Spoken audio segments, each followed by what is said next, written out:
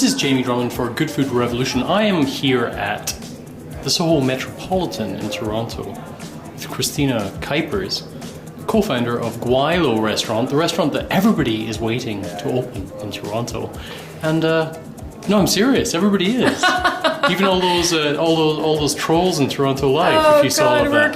I'm just keeping them in suspense. Hey, it's cruel. So what's going on with GwaiLo? Right now we're here at the SoHo Metropolitan. What's going on here? You have a pop-up restaurant.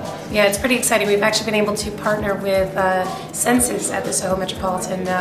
It was quite fortuitous. In fact, Mr. Henry Wu had approached us as Senses was closing and basically said, you know, we've heard so much about you guys and you've been so creative and, you know, being a restaurant without a restaurant, and I want to give you a home to play in for a while. So that's exactly what we're doing. We're here doing 4 weeks of service over the month of November, and then we'll actually be doing a series of cocktail seminars on Sundays as well, called Sunday School.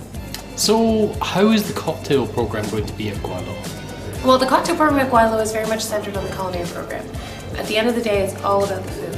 And the really great thing about introducing cocktails that play well with food is that it's not to supplant the wine pairings as an option, but it's to say that we can really engineer flavors and textures that complement the cuisine in a way that wine maybe can't explore.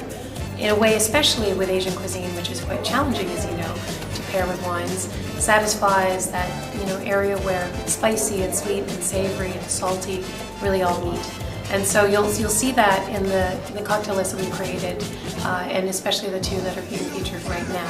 So what's the story going to be with the wine program at GwaiLo? Well, Anton Potvin is going to be behind that. Anton Potvin? Yes. Anton Potvin, he never told me about that. That's right. He actually coordinated our pairings for this series as well. Oh, fantastic. That's great. I had no idea. That man is he's full of mysteries, that's for sure. Yes. So, being a sommelier myself, I've always thought of the notion of pairing dishes with cocktails a little bit odd, only because I don't really know cocktail culture that well. So how does one go about doing that? Well, I'll tell you a couple of things. First of all, the biggest challenges with Asian food are acidity and spice.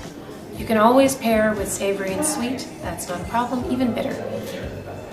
But how about sweetness as well? Sweetness, well, this is the interesting thing, because there are always counterpoints. When I mentioned acidity, I meant to say that sometimes, especially in Asian cuisine where you're using rice wine vinegars and you're using all these tart combinations, it's too much for wine. And so one of the things that I've become a bit known for, as well as Josh Lindley, my bar manager, are shrubs. And shrubs are essentially derived in the same way that gastriques are, but they're a preserve, and they provide acidity in a way that citrus can't.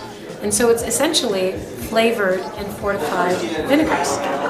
And so you're able to actually create this beautiful texture and match the food in acidity and then explore a whole range of complex flavors from that point where you've actually been able to find common ground between the food and between the drink.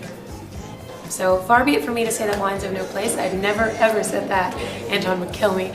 But I'm a huge fan of sherries. I'm a huge fan of fortified wines, but I also know that cocktails and beers all have their place. So those kinds of integrated pairings are really what we're looking for in providing variety. And a pause. Yeah. Hold on. And we will still have a wonderful wine list too. No, that wasn't what Yeah. Hold on. But the sweetness factor. No. What, did you want me to I was go back to pausing that? because I was going to ask you a question. Okay, go for it. So, when can we expect GwaiLo to be open? Well, that'll be in the new year. We're ready to hang our hat somewhere, so it's. I wish we could announce the date, but honestly, the AGCO probably has a better idea of that than we do. So that could run from January to December.